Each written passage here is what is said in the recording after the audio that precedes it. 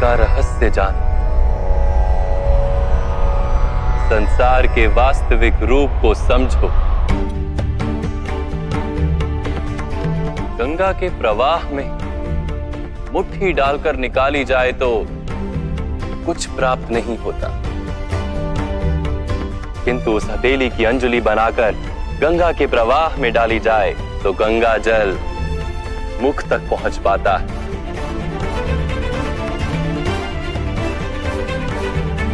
विचार करो पार्थ, अहंकार की मुट्ठी बांधी है या समर्पण की अंजलि बनाई है तुमने? इस ज्ञान को ग्रहण कर पाओगे?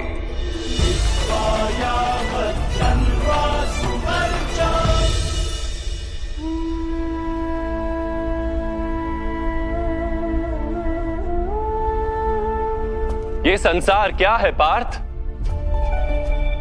मानव, दानव, पशु, पक्षी, जंतु, कीटक, मत्स्य, वृक्ष,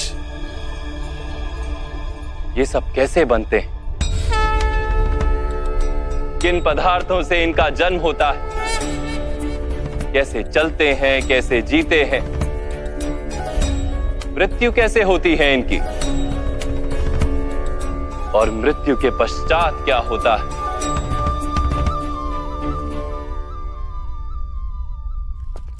इस रहस्य का विचार करो। मनुष्य की देह मिट्टी से बनी है माधव। जल उसमें रक्त आदि बनकर प्रवाह करता है। अग्नि देह को तापमान देती है और देह में रिक्त स्थानों में आकाश प्रकट होता है। अर्थात धरती, वायु, जल, अग्नि और आकाश, इन पंच महाभूतों से ही शरीर का निर्माण हो। अर्थात महामहिम गुरु द्रोण पृथ्वी, जल, वायु, अग्नि और आकाश से अधिक कुछ भी नहीं। धर्म ज्ञानी भी पंच महाभूत का जोड़ है और अधर्मी भी। तो मोह किसका कर रहे हो पार्थ? मिट्टी का? परंतु माधव, इस मिट्टी के देह से ही तो मनुष्य एक दूसरे का परिचय पाते हैं। सारे संबंध इस मिट्टी के देह से ही तो होते हैं। नहीं पार्थ, यदि ये सत्य होता तो मृत्यु के पश्चात देह को नष्ट क्यों किया जाता है? वास्तव में ना मनुष्य का परिचय उसकी देह से है और ना ही संबंधों का आधार उसकी देह से। मनुष्य का स्वभाव, उसके बर्ताव और उसके कार्य उसका परिचय। ये स्वभाव, बर्ताव और कार्य कैसे बनते हैं, इसे समझो पार्थ। मनुष्य जीवन केवल 20 दृश्य और अदृश्य पदार्थों का मेल है पार्थ, किंतु फिर भी प्रत्येक मनुष्य के स्वभाव तथा कार्य भिन्न भिन्न प्रतीत होते हैं। इसका कारण है सृष्टि के 3 गुण, तमस, रजस और सत्व। ये 3 गुण क्या है माधव? तमस का अर्थ होता है अंधकार। बिना अच्छे बुरे का विचार किए जीवन व्यतीत करने को तामसिक व्यवहार कहा जाता है। जैसे पशु पक्षी जीते हैं केवल अपनी शारीरिक इच्छाओं को पूर्ण करने के लिए। सत्व का अर्थ होता है ज्ञान का प्रकाश। जब व्यक्ति प्रत्येक परिस्थिति में धर्म का, सत्य का और परंपराओं का विचार करके व्यवहार करता है, तब उसे सात्विक जीवन कहा जाता है। इन दोनों के मध्य में ऐसा व्यक्ति होता है जिसके पास ज्ञान तो है, पर शरीर और मन की इच्छाओं के साथ बंधा हुआ भी है। ऐसा मनुष्य रजस अर्थात अहंकार पूर्ण मनस्थिति के साथ जीता है। तमस, रजस तथा सत्व गुणों के अधिक या कम मात्रा के मेल से ही मनुष्य का स्वभाव बनता है।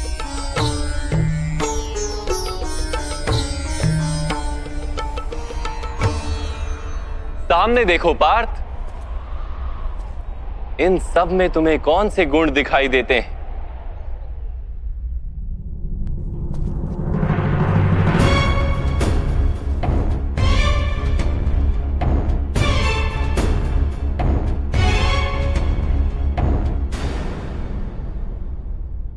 युवराज दुर्योधन धर्म जानते हैं, परंतु वहन नहीं करते।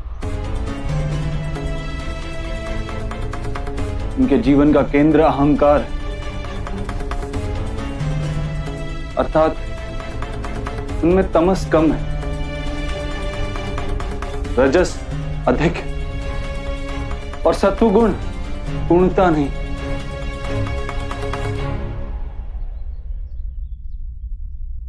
और इस ओर राजकुमार दुशासन, इन्होंने सदैव अपने ज्येष्ठ भ्राता का आदेश माना बिना विचार के, अर्थात इनमें केवल तमस। महामहिम को भी देखो पार्थ, सत्व के साथ तमस का मेल है, अहंकार नहीं है, किंतु पुरातन धर्म, पुरानी परंपराओं और प्रण के साथ बंधे, आवश्यकता होने पर भी अपना प्रण नहीं तोड़ सकते।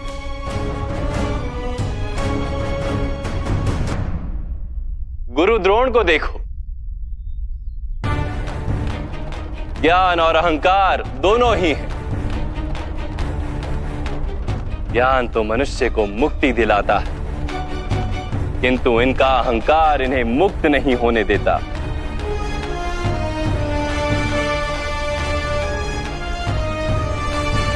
परंतु माधव,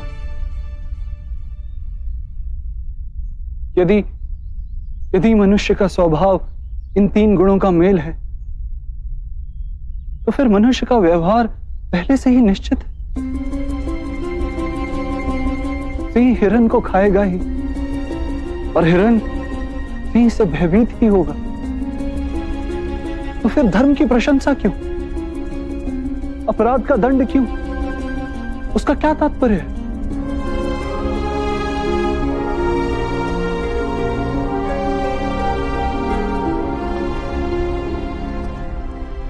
उत्तम प्रश्न है पार्थ, किंतु पहले मनुष्य क्या है ये तो जान लो। मनुष्य केवल 5 महाभूत नहीं, 5 पदार्थ नहीं, 5 ज्ञानेंद्रियां, 5 कर्मेंद्रियां तथा 3 गुण, ऐसी 23 वस्तुओं का मेल भी नहीं। मनुष्य को चलने फिरने तथा कार्य करने हेतु शक्ति की आवश्यकता होती है, और उस शक्ति को चेतना कहते हैं। तो क्या माधव, मनुष्य इसकी चेतना है? नहीं पार्थ, मनुष्य की चेतना के साथ उन 23 वस्तुओं के मेल का नाम प्रकृति है। 24 वस्तुओं से बने मनुष्य नामक यंत्र में वास करता है पुरुष, अर्थात परमात्मा का अंश। उसे आत्मा कहा गया है। जब प्रकृति और पुरुष का मेल होता है, अर्थात जब परमात्मा का अंश आत्मा बनकर देह में वास करता है, तब मनुष्य जीवित होता है। यह आत्मा क्या है माधव, और इसे जानने का क्या उपाय है? मनुष्य जैसे रथ का उपयोग करता है, वैसे ही आत्मा शरीर नाम के इस यंत्र का उपयोग करती है। शरीर के माध्यम से शरीर के सुख दुख का उपभोग करती है, किंतु आत्मा शरीर नहीं पार्थ। शरीर का नाश किया जा सकता है, किंतु आत्मा का नाश नहीं किया जा सकता। नैनं छिन्दन्ति शस्त्राणि नैनं दहति पावका न चैनं क्लेदयन्त्यापो न शोष्यति मारुता। आत्मा ना शस्त्रों से छेदी जा सकती और ना ही अग्नि से जलाई जा सकती। न जल उसे निर्बल कर सकता है और ना ही पवन उसे सुखा सकती। आत्मा शरीर में रहते हुए भी अमर है। न हन्यते हन्यमाने शरीरे पार्थ। शरीर की हत्या की जा सकती है, किंतु आत्मा की हत्या नहीं की जा सकती। आत्मा तो सर्वव्यापी है, अचल है, स्थिर है, सनातन है। पुराना वस्त्र त्याग कर जैसे मनुष्य नया वस्त्र धारण करता है, वैसे ही आत्मा पुराना शरीर छोड़कर बार बार नया शरीर धारण करती है। परंतु माधव, मैं तो जगत का अनुभव अपने शरीर के माध्यम से ही करता हूं।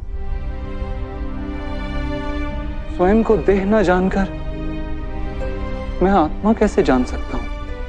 स्वयं को आत्मा के रूप में जानना असंभव भी नहीं पार्थ। अंध भी जीते हैं, गूंगे भी जीते हैं, जिनके पास हाथ पैर नहीं होते वो भी जीते हैं। स्पष्ट कि शरीर मनुष्य नहीं, जिसकी चेतना चली जाती है, जिसे मूर्छा आ जाती है, वो भी जीवित रहता है। इसलिए स्पष्ट है कि मनुष्य का चेतन तत्व वो भी शरीर नहीं। इसी प्रकार जो व्यक्ति अपने भीतर खोज करता है, मैं इंद्रियां नहीं, शरीर नहीं, भावनाएं नहीं, विचार नहीं, ज्ञान भी मैं नहीं, जो ये समझता जाता है, वो अंत में स्वयं को आत्मा के रूप में जान ही लेता है। ये आत्मा का क्या कार्य है माधव? जब पर ब्रह्म के भाग हुए, पुरुष तथा प्रकृति बने, तब पुरुष अर्थात परमात्मा के अंश ने आत्मा बनकर प्रकृति की प्रत्येक वस्तु में वास किया। उस आत्मा को मोह तथा अंधकार ने घेर लिया पार्थ।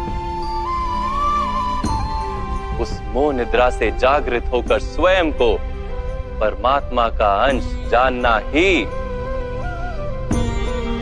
आत्मा का कर्तव्य, उद्देश्य और जीवन कार्य। परंतु माधव, यदि हर आत्मा परमात्मा का अंश है, तो क्या उन्नति और अवगति स्वयं परमात्मा कर रहे? जिस प्रकार कीचड़ में पड़ा रत्न चमकता नहीं, वैसे ही प्रकृति के 24 पदार्थों से घिरी आत्मा को विस्मरण हो जाता है कि वो परमात्मा का अंश है। अधिकतर आत्माएं अपनी देह को ही सब कुछ मानती हैं, स्वयं देह से भिन्न है ये जान ही नहीं पाती। शरीर को जो सुख दुख स्वाद गंध आदि का अनुभव होता है, उसे अपना अनुभव मान लेती है और बदलाव का प्रयास ही नहीं करती।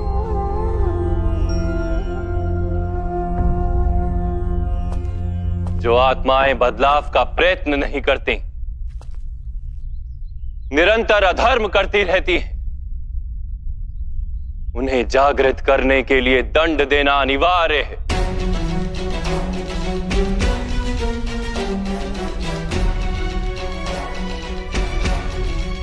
तुम भी ये जान लो पार्थ कि तुम शरीर नहीं, केवल एक आत्मा हो।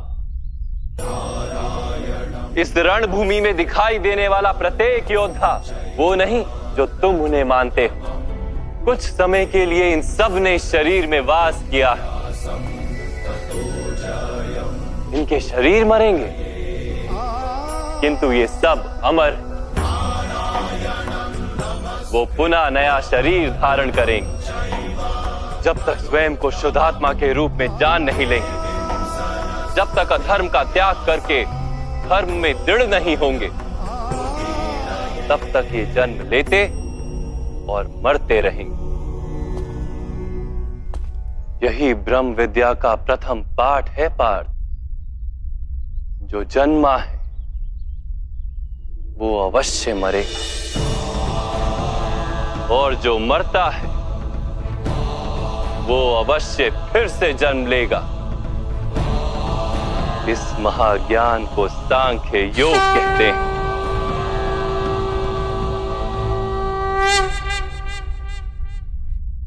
धर्म और अधर्म क्या है माधव? जिस मार्ग पर चलकर मनुष्य स्वयं को आत्मा के रूप में देखता है, परमात्मा के अंश के रूप में स्वयं को जानता है, उस मार्ग को धर्म कहते हैं।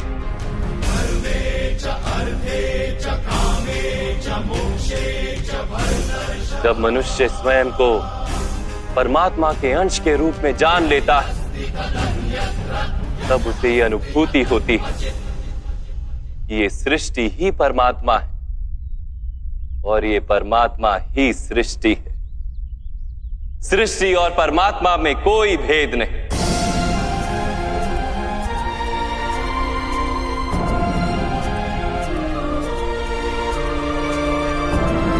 जो मनुष्य ये जान लेता है वो दूसरे मनुष्यों और प्राणियों की ओर निर्दयी और कठोर नहीं होता।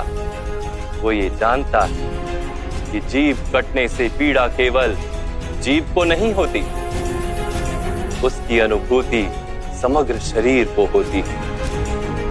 वैसे एक मनुष्य को पीड़ा होती है तो समग्र संसार उस पीड़ा का अनुभव करता है। जब तक संसार में एक मनुष्य भी पीड़ित है, तब तक वास्तव में किसी का भी सुख संपूर्ण नहीं। जानने पर मनुष्य का मन करुणा से भर जाए, उसे धर्म कहते हैं। जब किसी पर तमस गुण छाया होता है तो वो दूसरों के प्रति कठोर, निर्दयी और स्वार्थी हो जाता है। अपने माने हुए सुख के लिए वो दूसरों को दुख देता है। परमात्मा की ओर गति नहीं हो पाती उसकी, अर्थात अधर्म परमात्मा से दूर ले जाने वाले मार्ग का नाम है। अर्थात अधर्म तो अज्ञान का दूसरा नाम। तो फिर अज्ञानी के प्रति तो दया होनी आवश्यक है ना? दंड का क्या तात्पर्य है?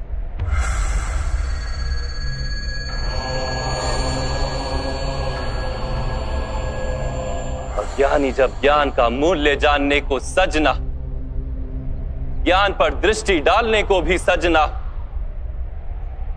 तब दंड ही दया है।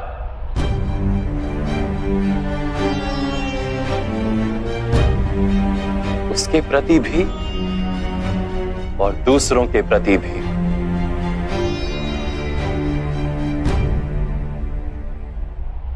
सृष्टि की गति सदा ही परमात्मा की ओर हो, यह अनिवार्य।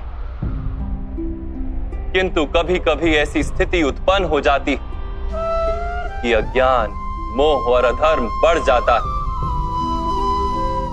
संसार से धर्म लुप्त हो जाने का भय उत्पन्न हो जाता है। संसार से जब धर्म लुप्त हो जाता है, करुणा भी नष्ट हो जाती है और सत्य भी नष्ट हो जाता है। आने वाली पीढ़ियों को धर्म प्राप्त हो सके, इसके लिए आज अधर्मियों का नाश करके धर्म की पुनः स्थापना करना अनिवार्य है।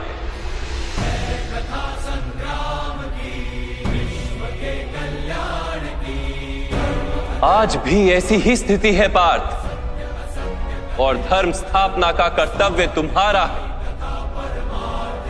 इसलिए निर्बलता का त्याग करो और इस युद्ध के लिए सज हो जाओ, और इस युद्ध के लिए सज हो जाओ। युद्ध के लिए सच होगा।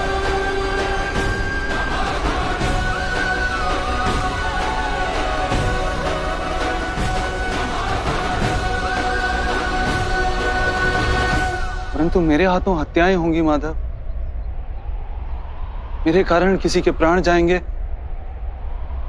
तो मेरे अंतर की करुणा का नाश नहीं हो जाएगा? और यदि धर्म का आधार करुणा है तो क्या मेरी आत्मा धर्मी नहीं हो जाएगी?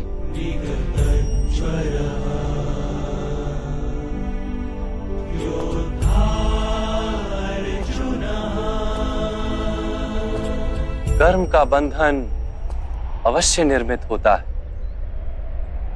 किंतु कार्य का बंधन निर्मित नहीं होता पार्थ। तुम्हें कर्म और कार्य के बीच क्या भेद है, ये जानना आवश्यक है। सभी कर्म कार्य हैं, किंतु सभी कार्य कर्म नहीं। कर्म उस कार्य को कहते हैं जिसके साथ फल की आशा जुड़ी हो। मनुष्य जब भी सुख की, संपत्ति, प्रशंसा की आशा रखकर कोई कार्य करता है तो वो उस कार्य के फल से बंध जाता है। जब किसी कर्म को फल की आशा से किया जाए तो उसे सकाम कर्म योग कहते हैं, और जब किसी कर्म को बिना किसी फल की आशा से किया जाए तो उसे निष्काम कर्म योग कहते हैं। इसी कारण से उसे बार बार जन्म लेना पड़ता है। वास्तव में मनुष्य को कोई कर्म नहीं बांधता, कर्म से जुड़ी आशाएं उसे बांधती। वो कैसे माधव? यदि इस युद्ध में तुम्हें विजय होने की आशा है तो पराजित होने पर तुम्हें भीषण दुख होगा, और वो दुख तुमसे कोई अन्य कार्य करवाएगा जिसके लिए तुम्हें दूसरा जन्म लेना पड़ेगा।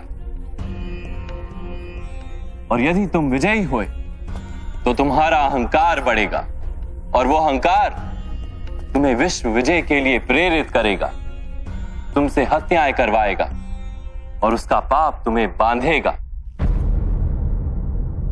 विचार करो, यदि तुम्हें इस युद्ध में ना विजय का मोह और ना पराजय का भय, तो इस युद्ध के अंत में तुम्हें सुख प्राप्त होगा या दुख प्राप्त होगा? ना सुख माधव और ना ही दुख। अर्थात तुम्हारा सुख, दुख, हताशा, निराशा, अहंकार युद्ध के कारण नहीं है। युद्ध के साथ तुमने जो आशाएं बांधी हुई हैं उसके कारण। क्या ये सत्य नहीं है पार्थ?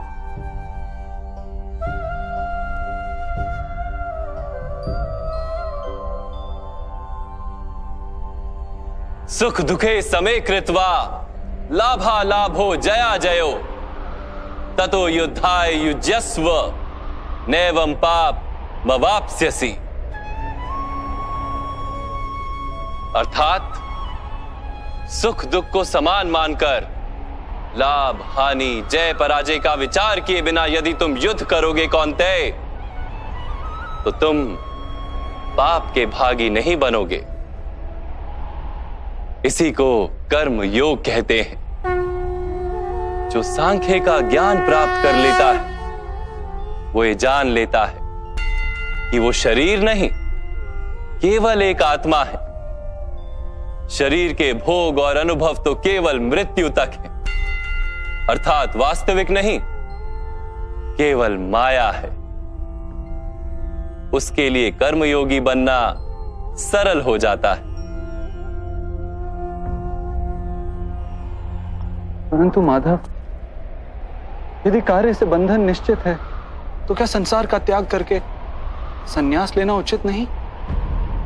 इसी विचार का परिणाम है कि आज ये युद्ध हो रहा है पार्थ।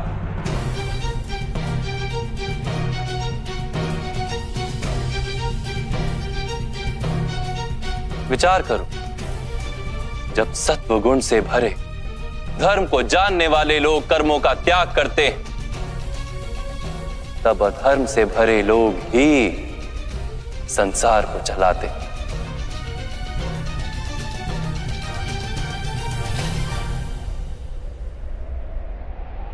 यदि महामहिम ने संसार का त्याग ना किया होता तो आज अधर्म इतना बढ़ता ही नहीं।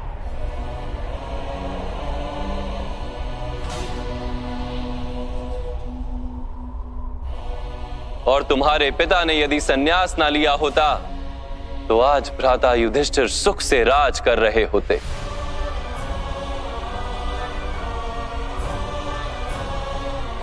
और अपनी प्रजा को न्याय और धर्म का ज्ञान दे रहे होते। किंतु दुखदायक बात तो यह है पार्थ कि सत्वगुण से भरे मनुष्य ही संसार को लाभ दे सकते हैं, किंतु वो ही संन्यास का विचार करते हैं। जैसे जल तो भाप बनकर उड़ जाता है और कीचड़ कीचड़ वहीं पड़ा रहता है, वैसे सत्वगुणी सज्जन लोग तो संसार का त्याग कर देते और तमस से भरे अधर्मी लोग संसार में कार्य करते हैं। इसी कारण से संसार में पाप और अधर्म बढ़ता है।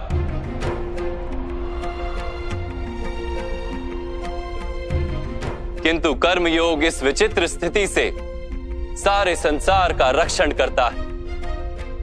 कर्मयोगी फल की आशा का त्याग करता है किंतु कर्मों का त्याग नहीं करता।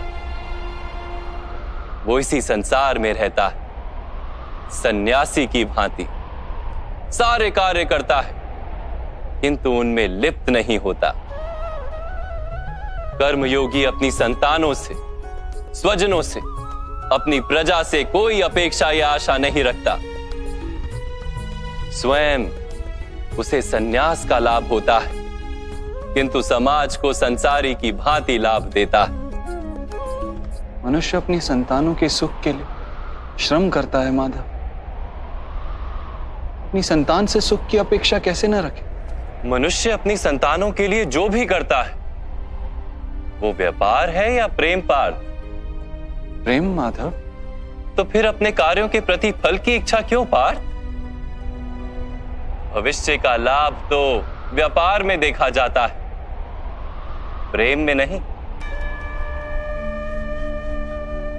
जो मनुष्य अपनी संतानों का चरित्र निर्माण उचित रूप से करता है, संतानों को प्रेम और धर्म के संस्कार देता है, उसकी संतानें भी मनुष्य को प्रेम और सुरक्षा अवश्य देती।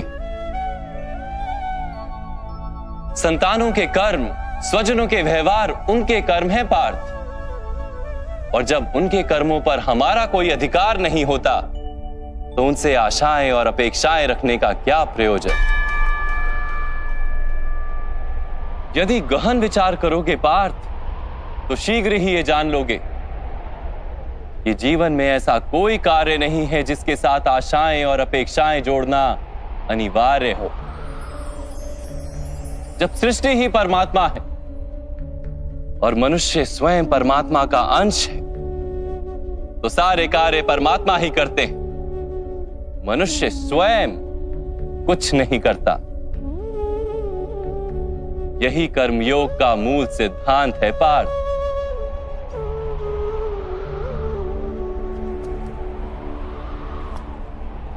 तुम्हें भी कर्मयोगी बनकर ये युद्ध करना आवश्यक है पार्थ। त्रिगुणिया विश्या वेदा निस्त्रिगुण्यो भवार्जुना निर्द्वंद्वो नित्य सत्वस्थो निर्योग क्षेम आत्मवान। 3 गुणों का त्याग करके निर्गुण बन जाओ पार्थ। इस द्वंद्व से मुक्त हो जाओ। सदा सत्व अर्थात परमात्मा में बुद्धि लगाकर कर्तव्य का वहन करते रहो।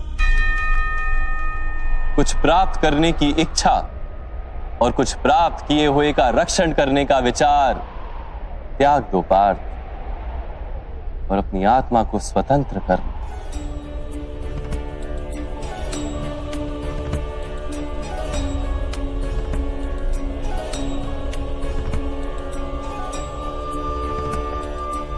स्मरण रहे पार्थ, कर्मण्येवाधिकारस्ते मा फलेषु कदाचन मा कर्म फल हेतुर्भू मा ते संगोस्त्व कर्मणि। तुम्हारा अधिकार तो केवल कर्म करने का है, फल तो ईश्वर के हाथ में, इसलिए ना कर्म से भागना उचित है और ना ही कर्म के फल की आशा रखना उचित है।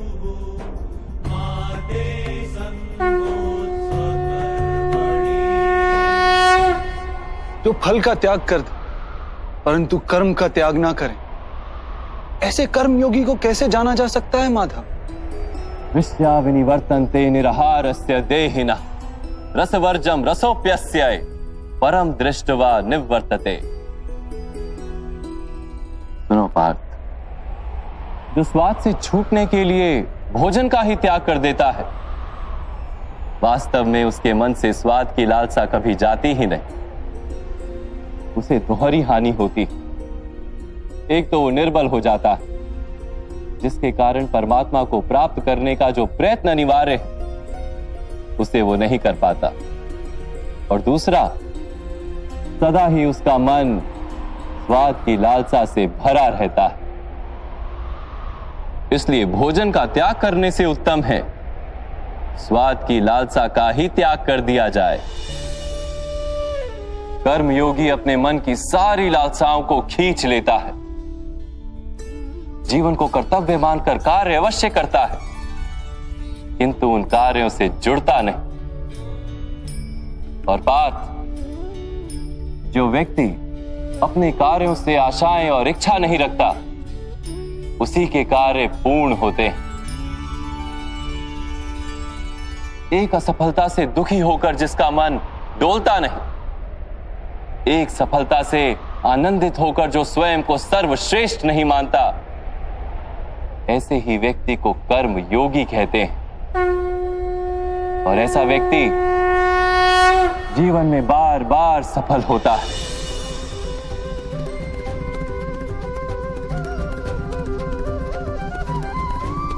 ध्यायतो विषयान पुंसः संगस्तेषु पजायते संगात संजायते कामा कामात् क्रोधो भिजायते क्रोधात् भवति सम्मोह सम्मोहात् स्मृति विभ्रम स्मृति भ्रंशात् बुद्धि नाशो बुद्धि नाशात् प्रणश्यति।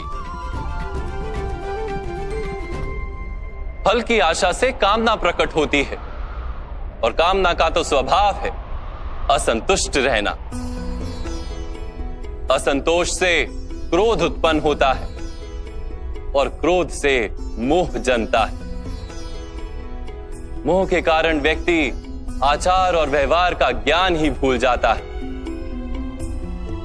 ज्ञान के जाने से बुद्धि चली जाती है, अनुचित प्रकार के कार्य होने लगते हैं, और समाज ऐसे व्यक्ति का शत्रु बन जाता है,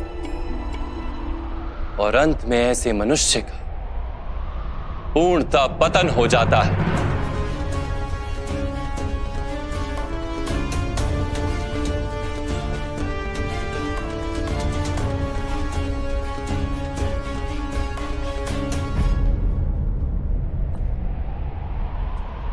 जैसे भ्राता दुर्योधन, उनके सेनापति महामहिम उनके ही शत्रु हैं, और तुम्हें विजय का आशीर्वाद दिया।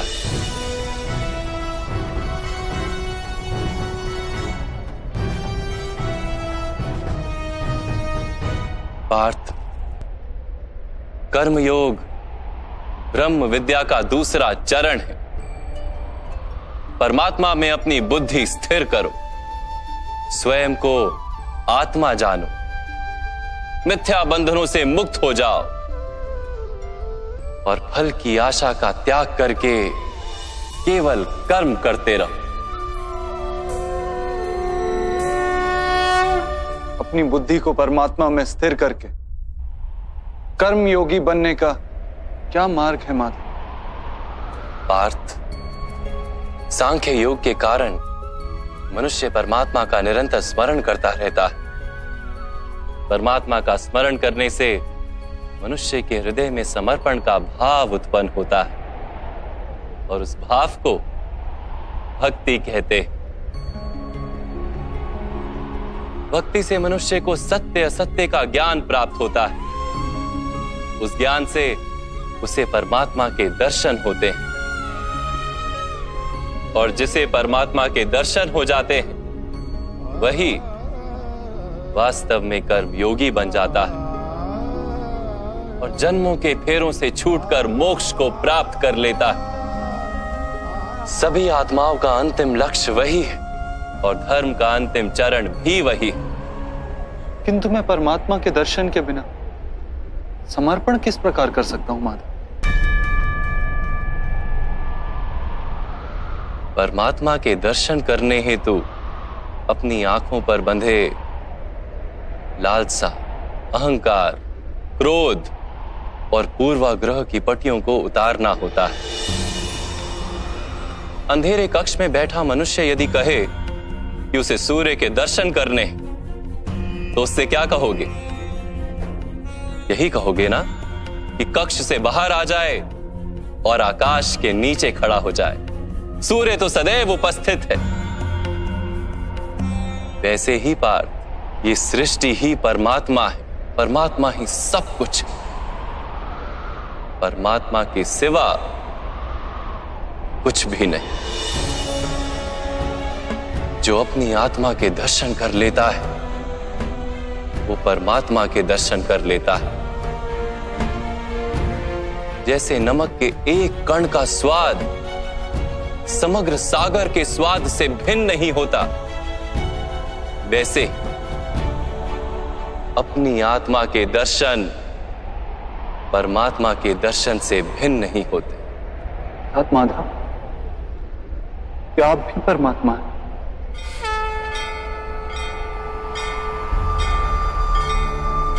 हाँ पार्थ, मैं परमात्मा। यदा यदा हि जैसे तुम भी परमात्मा, केवल तुम अभी जागृत नहीं हुए हो और मैंने ये जान लिया है। उत्थानम् अधर्मस्य तदात्मानं सृजाम्यहम्। माधव, आपके प्रति समर्पण ईश्वर के प्रति समर्पण क्यों नहीं हो सकता? अवश्य, मेरे प्रति समर्पण ही परमात्मा के प्रति समर्पण। सर्वधर्मान् परित्यज्य मामेक शरणं व्रज। सारे जगत का त्याग करके मेरी शरण में आ जाओ पार्थ। यदा यदा हि धर्मस्य मैं ही संसार हूं। मैं संसार का प्रत्येक कण हूं। मैं ही सूर्य हूं और मैं ही चंद्र हूं। मैं ही नक्षत्र हूं और मैं ही सभी ग्रह हूं। मैं सूर्य से भी अधिक पुरातन हूं और किसी वृक्ष पर खिली कली से भी नया हूं। मैं ही सारे मनुष्य हूं। मैं ही स्वर्ग और नरक को धारण करने वाली शक्ति हूं। मैं ही दुर्योधन हूं और मैं ही अर्जुन भी हूं।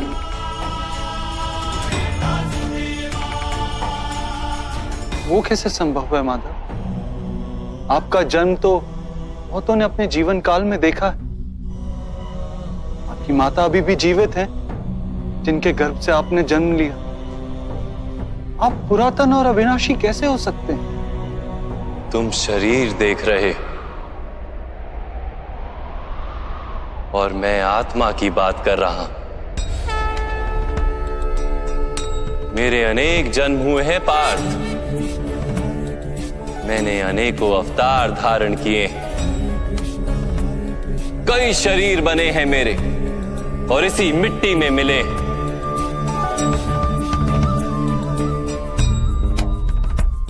और आगे भी मैं बार बार जन्म लूंगा।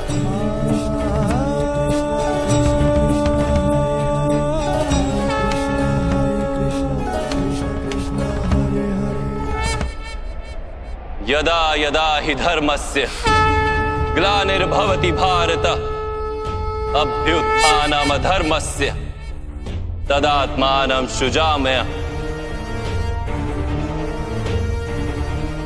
परित्राणाय साधूनां विनाशाय च दुष्कृतां धर्म संस्थापनार्थाय संभवामि युगे युगे।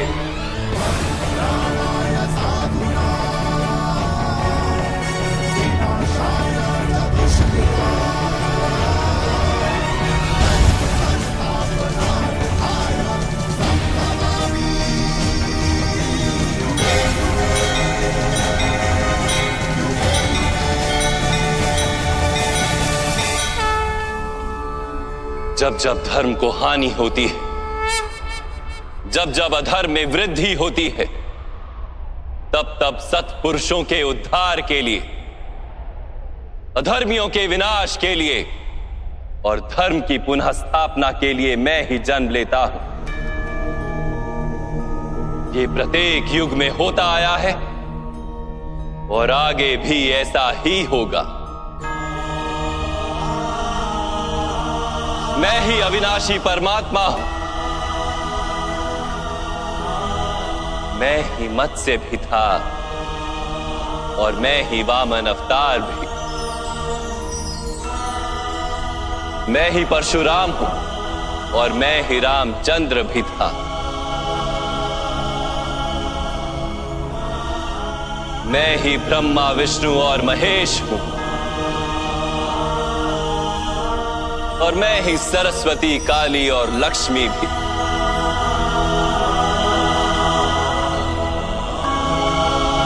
मैं ना पुरुष हूं, ना स्त्री हूं और ना ही नपुंसक।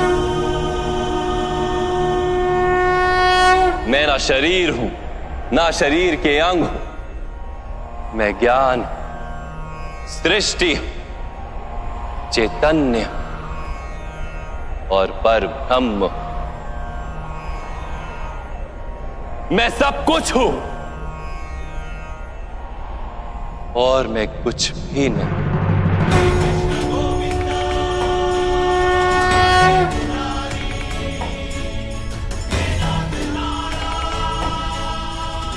ऐसा प्रत्येक युग में हुआ है और आगे भी ऐसा ही होता रहेगा।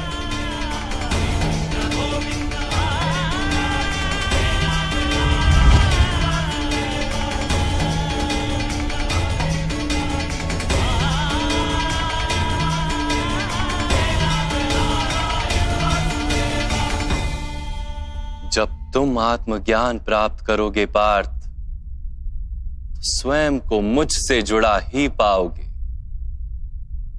तब तुम भी मेरी ही भांति स्वयं को परमात्मा के रूप में देखोगे। किंतु उस पद को प्राप्त करने हेतु मेरे प्रति संपूर्ण समर्पण अनिवार्य है। समर्पण क्या है माधव? समर्पण मन की ऐसी स्थिति का नाम जब मनुष्य अपने सारे संकल्पों का त्याग कर देता है, स्वयं से किसी प्रकार के निर्णय अथवा प्रण भी नहीं लेता। जिस प्रकार के कार्य उसे दिए जाते हैं उसी प्रकार के कार्य करता है। वास्तव में समर्पण का अर्थ होता है अपने आप, अपने मन को, बुद्धि को, ज्ञान को, इच्छा को, आशा को, अपनी भावनाओं को, अपना सब कुछ किसी को अर्पण कर देना। और ऐसे समर्पण को भक्ति कहते हैं।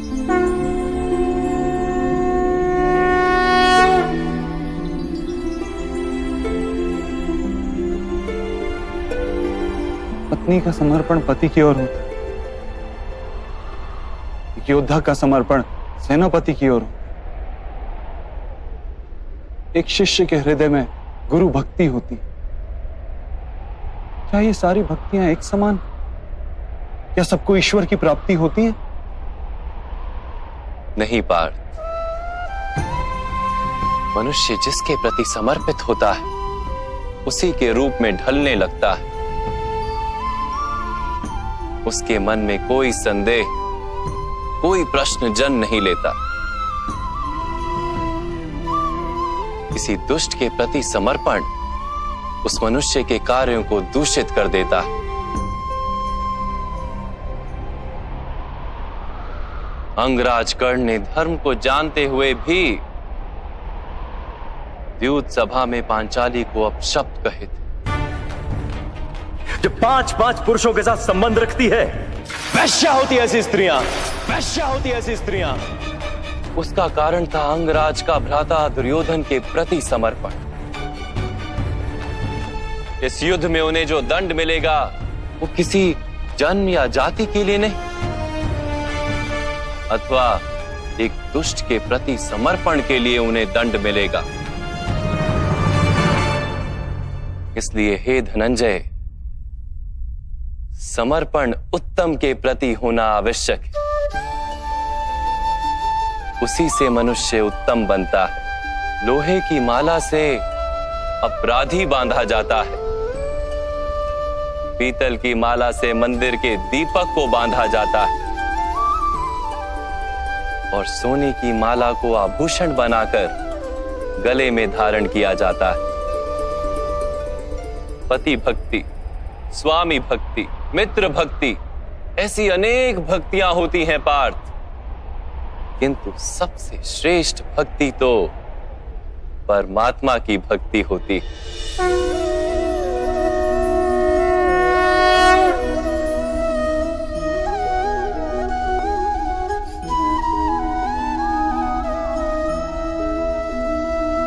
किंतु परमात्मा की भक्ति का सांख्य अथवा कर्म योग से क्या संबंध है? सांख्य योग के कारण मनुष्य स्वयं को आत्मा के रूप में जानता है। कर्म योग से वो जीवन के बंधनों से छूट जाता है, और भक्ति के कारण मनुष्य को परमात्मा के वास्तविक रूप का ज्ञान होता है।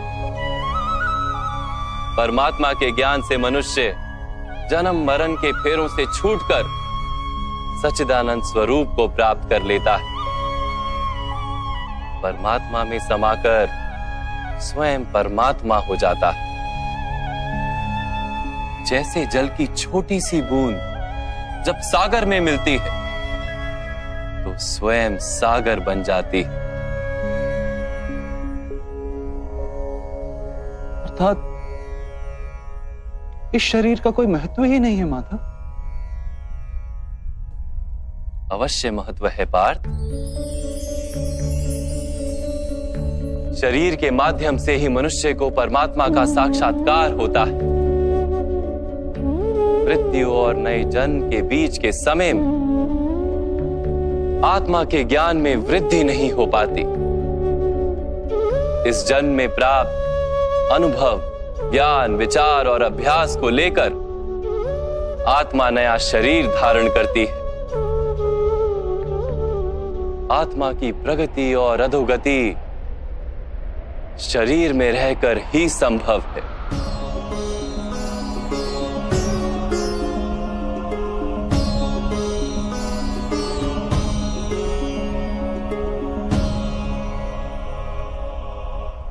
परंतु माधव, यहां उपस्थित व्यक्तियों का वध करके क्या हम उनके उद्धार की संभावना को नष्ट नहीं कर देंगे?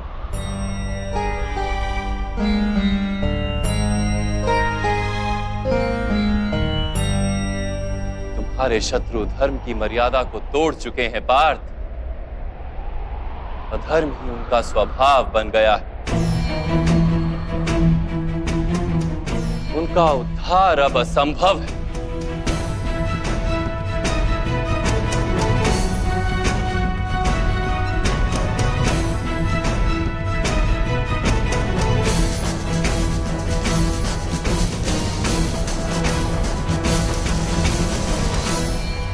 अपराधी को एक सीमा तक ही उद्धार का अवसर दिया जा सकता है।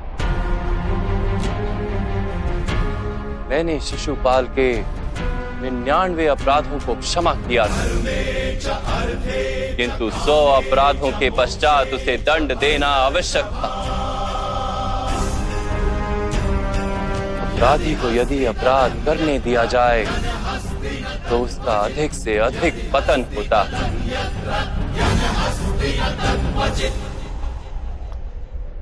उसे अधर्म से रोकने में ही करुणा है धनंजय। ये आत्माएं मरेंगी नहीं, अधर्म से दूषित शरीर का त्याग करके नया शरीर धारण करेंगी और उस शरीर में उनकी प्रगति की संभावना अधिक होगी। इस विचार से यदि तुम युद्ध करोगे तो वो उचित है। मनुष्य का शरीर उसकी संपत्ति भी है और मर्यादा भी। धर्म के मार्ग पर प्रवास करने वाला मनुष्य अपने शरीर को शुद्ध करता है और उसके माध्यम से आत्मा का साक्षात्कार करता है। इसी को क्षेत्र क्षेत्रज्ञ संबंध कहा गया है। मैं इसका तात्पर्य नहीं जान पाया माधव। जब मनुष्य ये जान लेता है कि उसका शरीर एक भूमि का टुकड़ा है, अर्थात क्षेत्र है, और वो उस शरीर में रहने वाला, उस शरीर को समझने वाला अर्थात क्षेत्रज्ञ है, तब वो शरीर के माध्यम से अपनी प्रगति साध पाता है। आत्मा शरीर में रहकर 3 गुणों का समतोलन करती है। तमस को घटाकर सत्व को बढ़ाने का उपाय करती है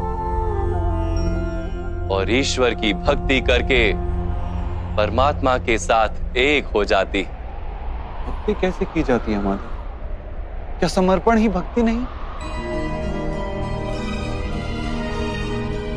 नहीं पार्थ, समर्पण तो भक्ति का प्रथम चरण है। वास्तव में भक्ति किसी कार्य का नाम नहीं, वो तो केवल मनस्थिति का नाम है। आवश्यक है कि मनुष्य जप तप यज्ञ याग यम नियम योग और स्वाध्याय के माध्यम से अपने अंतर को शुद्ध करे और परमात्मा के प्रति समर्पित रहे।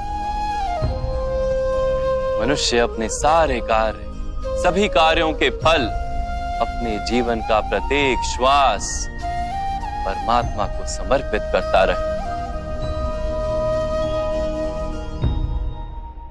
यदि भक्ति केवल मन की स्थिति तो जब तब आदि का क्या महत्व है मान? जैसे आज धोया हुआ पात्र कल पुनः मैला हो जाता है, वैसे ही मनुष्य का मन बार बार परमात्मा से विमुख हो जाता है।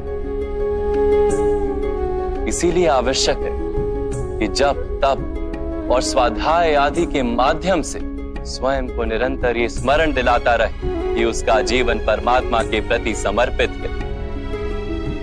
किस तट पर डुबकी लगाई जाए इसका महत्व नहीं, महत्व है डुबकी लगाने का।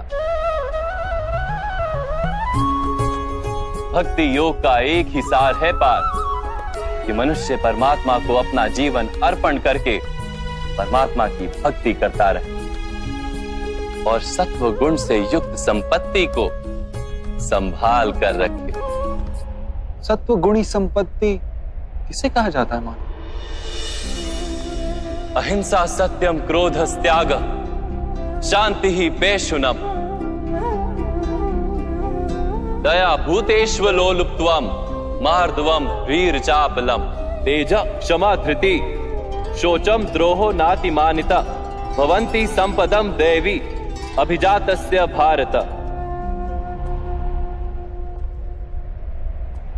बिना कारण तथा स्वार्थ के हेतु हिंसा करना अधर्म है पार्थ। वास्तव में अहिंसा ही परम धर्म है और उसके साथ सत्य, क्रोध ना करना, त्याग, मन की शांति, निंदा ना करना, दया भाव, सुख के प्रति आकर्षित ना होना, बिना कारण कोई कार्य ना करना, तेज, क्षमा, धैर्य, शरीर की शुद्धता, धर्म का द्रोह ना करना तथा अहंकार ना करना, इतने गुणों को सत्वगुणी संपत्ति या दैवी संपत्ति कहा जाता है। इसी से मनुष्य परमात्मा की अर्थात मेरी भक्ति कर पाता है, जीवन के कर्तव्यों का वहन करता है, धर्म की स्थापना करता है और कर्म के फल की आशा का त्याग करके जीता है। उसे मैं निस्संदेह इस जन्म में संतोष देता और मृत्यु के पश्चात अपने ही अंतर में स्थान देता।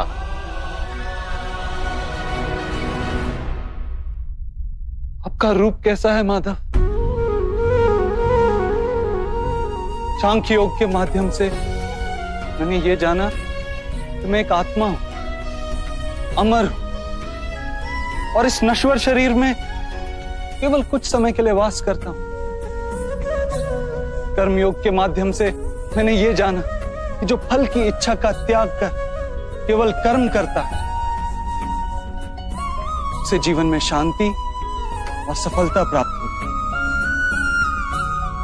भक्ति योग के माध्यम से मैंने आपके प्रति समर्पण का महत्व जाना।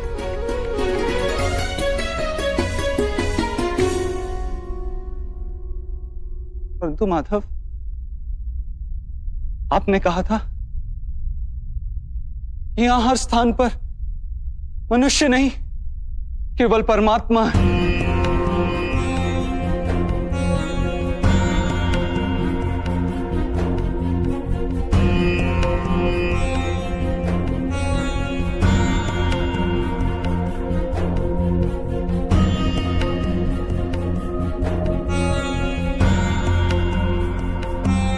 किंतु अब भी मुझे यहां केवल मनुष्य दिखाई दे रहे, केवल मनुष्य माधव।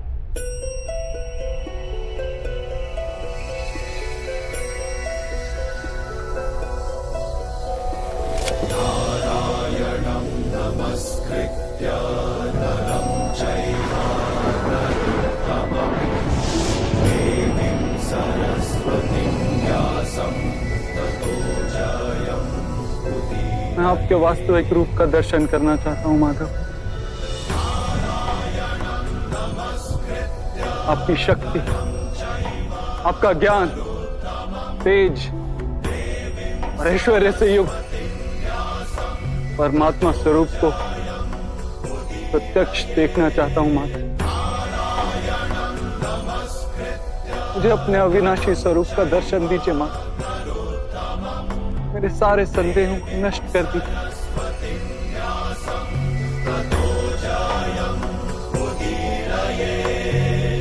मुझे दर्शन दीजिए माधव।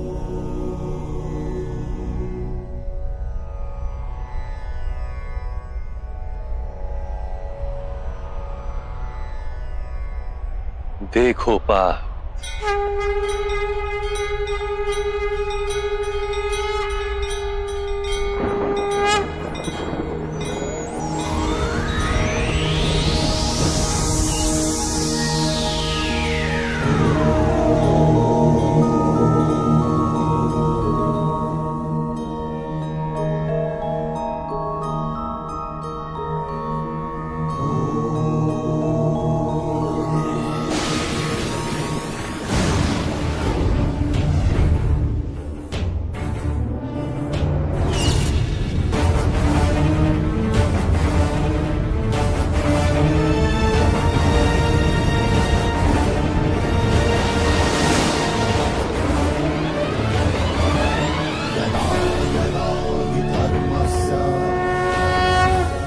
ग्लानिर्भवति भारत अभ्युत्थानमधर्मस्य तदात्मानं सृजाम्यहम्।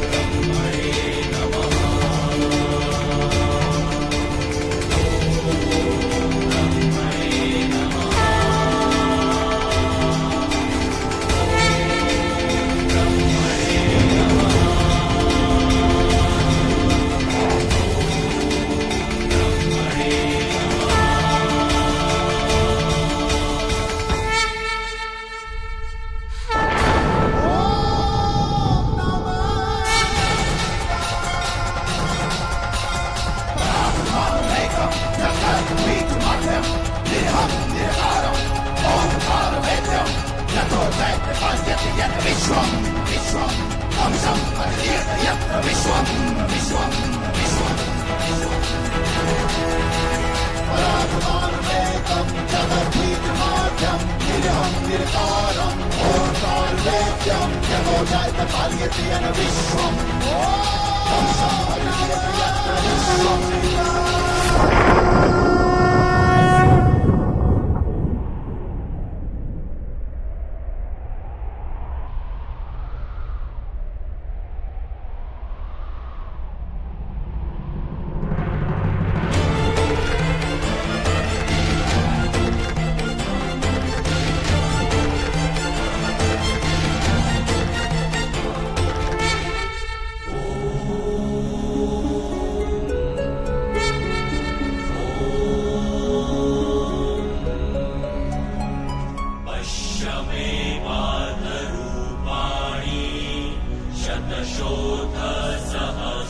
सांख्य योग से कर्म योग, कर्म योग से भक्ति योग और भक्ति योग से ज्ञान योग की प्राप्ति होती है।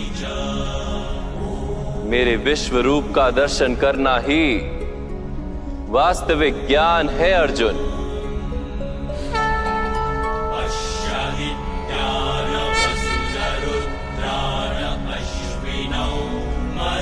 यही एक ज्ञान है जो विश्व में सारे ज्ञानों तथा विज्ञानों का आधार है।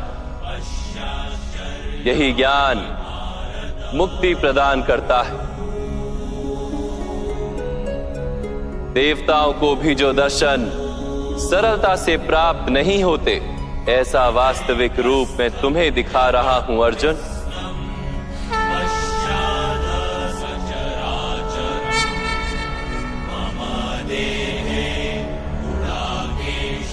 मैं ही इस पृथ्वी के कण कण में वास करता हूं और ये पृथ्वी, सूर्य, चंद्र, नक्षत्र और तारा मंडल मेरे भीतर वास करते हैं।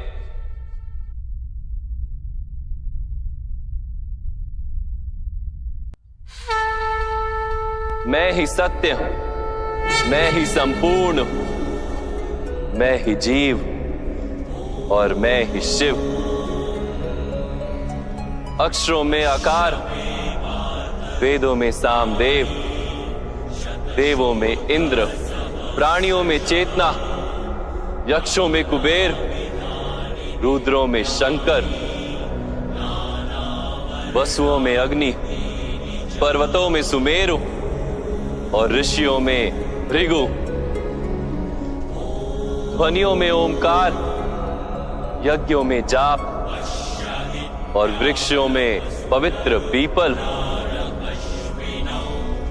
बुद्धि में स्मृति, मेधा, धृति और क्षमा मैं ही हूं। कीर्ति मैं ही हूं। गंधर्वों में चित्ररथ हूं,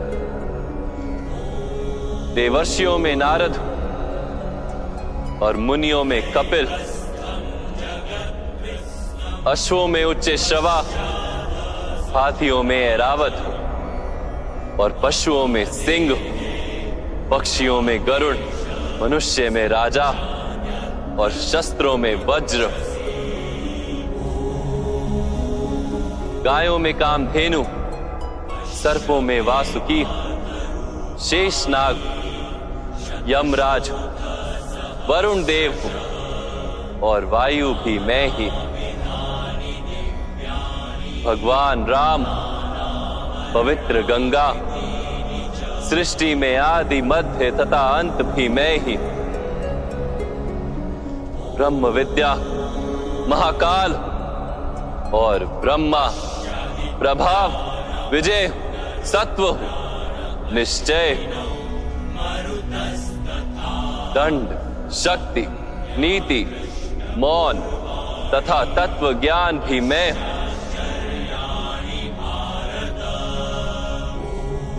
वासुदेव, अर्जुन, वेद व्यास, ऐसा कुछ भी नहीं जो मैं नहीं। ऐसा कोई स्थल नहीं जहां मैं नहीं हूं। मैं ही समय हूं और मैं ही जीवन और मृत्यु हूं अर्जुन। यहां उपस्थित सभी मनुष्यों की मृत्यु बनकर खड़ा हूं।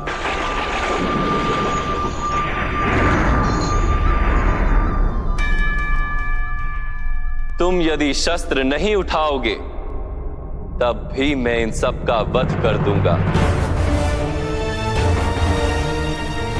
इसलिए मोह का त्याग करो और अपने कर्तव्य को देखो। धर्म का भार उठाओ, गांडीव उठाकर शरसंधान करो।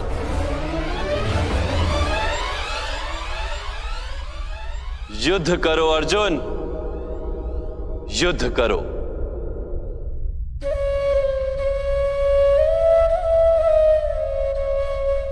हे माधव, हे मधुसूदन, आज मेरे सारे संदेहों का नाश हो गया। कृपया अपने मनुष्य रूप में आ जाइए। मैं आपके प्रत्येक आदेश का पालन करूंगा। करिष्य वचनम तवा।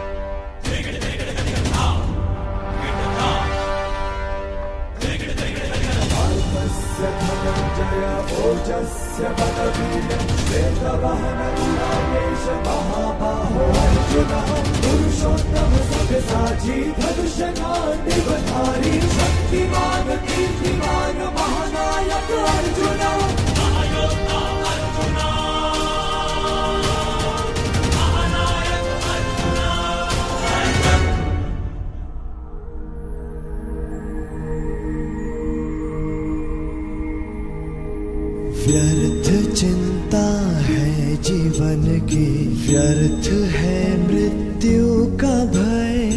आत्म को ना मार पाते शस्त्र अग्नि असमय।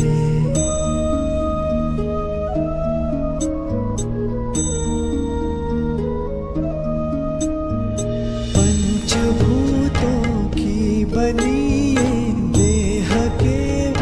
वस्त्र है, पंचभूतों की बनी ये देह केवल वस्त्र है। आत्मा का जो वास्तविक है घर कहीं अन्यत्र है। ईश्वर स्वयं है सृष्टि सारी, कहाँ उसको खोजना। जो भी होता शुभ ही होता, सब उसी की योजना। वो ही केवल धर्म है। व्यर्थ चिंता है जीवन की, व्यर्थ है मृत्यु का भय।